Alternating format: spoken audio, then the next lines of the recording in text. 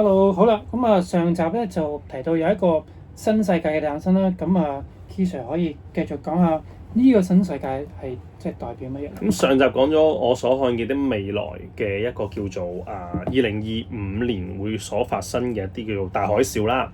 咁其實咧喺呢本書或者個漫畫完全版嘅87頁咧講咗一個叫做大海嘯後嘅新世界嘅。咁其實我都係講翻啲 highlight 嘅文字啦，太詳細就唔講啦。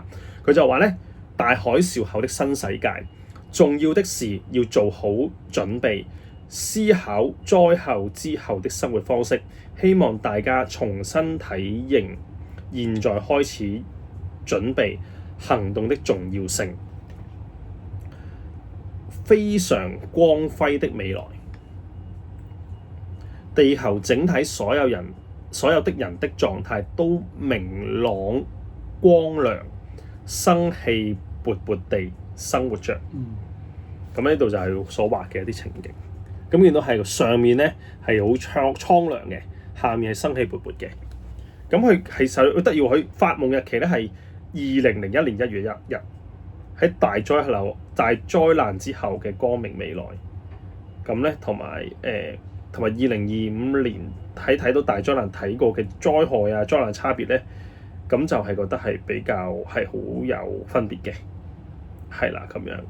咁呢個咧就係咁仲有少少後記啦咁樣，咁佢入邊都講咗一啲 highlight 嘅。佢話結啦，心嘅時代嘅到來，亦都係會發生心同靈魂嘅進化。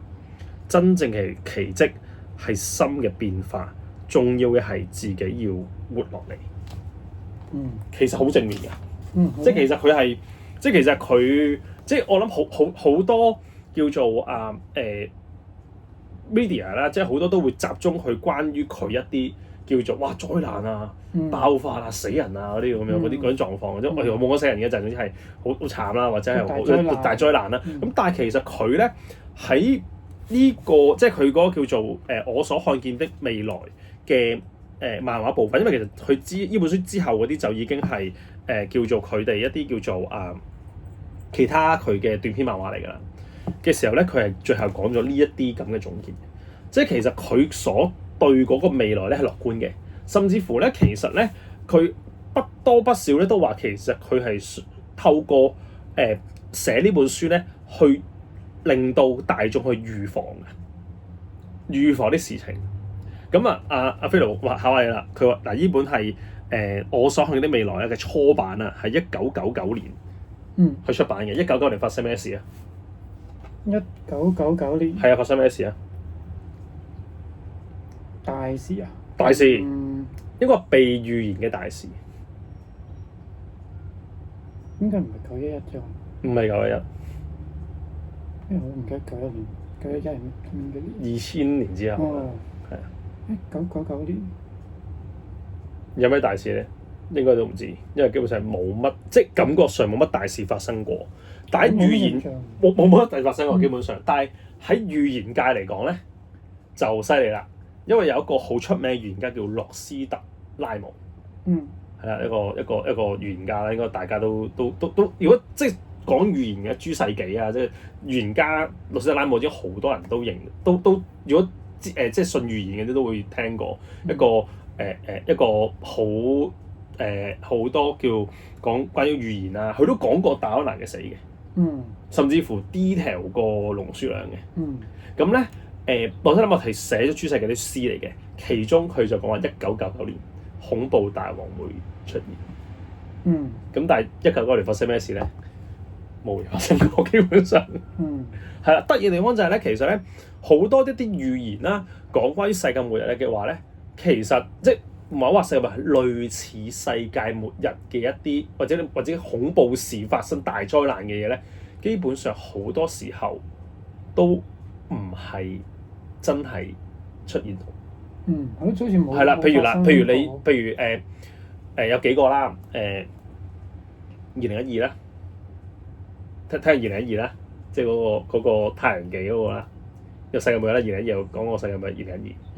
係啦，1999年啦，都係一個世界末日嗰個日子講個息路嗰個嘢啦，係啦咁樣。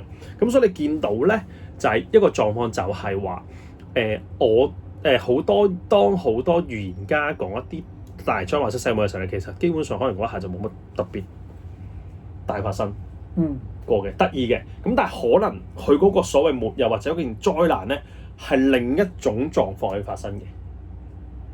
係啦，咁如果諾斯特拉姆講呢個概念就係點解龍樹亮死？我想看見的未來就係因為希望透過1995年呢個年份，希望講佢嘅夢，就去警惕其他人要準備好自己。咁但係 Philip， 我想問下，其實係咪真係準備好啲預言就唔會發生咧？但係首先講話準備好自己意思係咪即係？好似頭先你講佢書裏邊嘅 highlight 就係。其實就要準備自己嗰個心態。冇錯。咁即係話等多啲人多啲有正面嘅心態，咁就即係somehow就會有一啲正面嘅嘢去發生嚟，而減少咗呢啲所謂佢哋預言嘅災害發生嘅機會啊嘛。其實坦白講嗱，或者咁講啊，或者因為而家我哋講緊已經唔係超越夢啦，係講預言啊。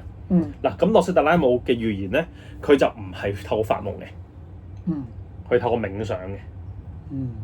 咁咧，而阿龍樹亮咧嘅預言咧係透過夢嘅。咁我哋有一種咧，都係一種叫做有種好多名嘅，有種叫神遊狀態啊、神馳狀態，即係個靈魂啊，可以去咗另一個境地啊嘅情況咧，好多人都話係嘅一個時間，可能喺發夢或者喺冥想嘅時候咧，可以預見一啲事情發生，而嗰啲事情之後會發生嘅。係咪好似夢遊嗰啲啊？類似夢遊係要喐嘅。但係夢遊，但係呢個夢遊係個靈魂嘅遊。就唔係我哋覺得係個身。唔係身體遊，唔係身體喐，係個靈魂去咗唔同嘅地方，去睇到唔同嘅嘢。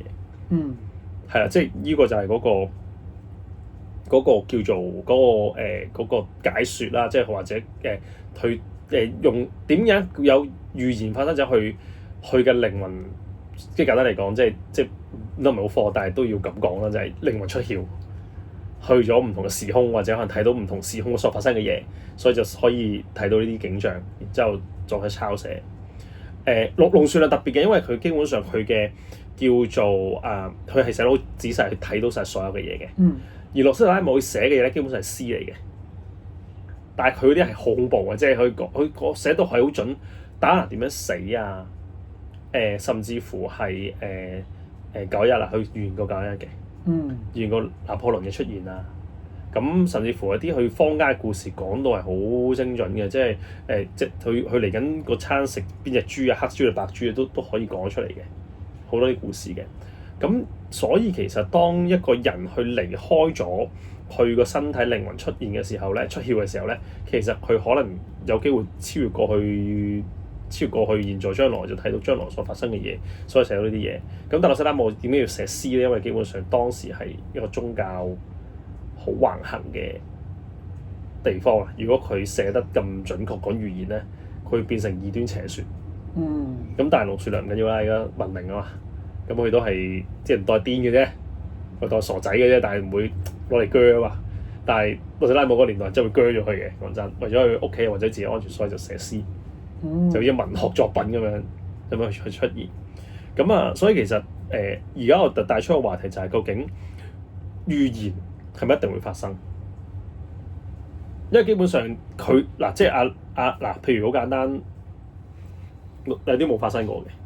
咁所以而家我哋最驚就係叫2025年，即係嗰個叫做5月、7月所發生嘅嘢，真係會發生啦。呢個我最驚嘅嘢啦。